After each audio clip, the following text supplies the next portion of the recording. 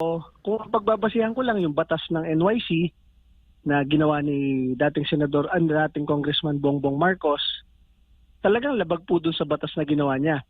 Ang sabi ko nga po sa sulat ko, kung ang batas mismo ng Pangulo ng Pilipinas na siya ang gumawa at pinagmamalaki niyang landmark law, kayang labagin ng Malacanang, what more for other laws and rights of the Filipino people? Hindi naman po nag-reply yung Malacanang.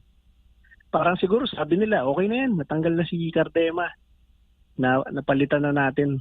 Parang ganun ang sentimento ko po doon. Kasi after mo tulungan na ilang taon sila, hindi ka naman nabanat sa kanila kahit na nag-aaway-away na sila.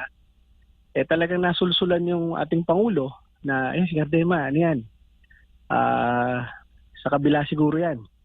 Hindi na nila inisip na for the longest time, talagang tumutulong naman tayo sa kanilang lahat.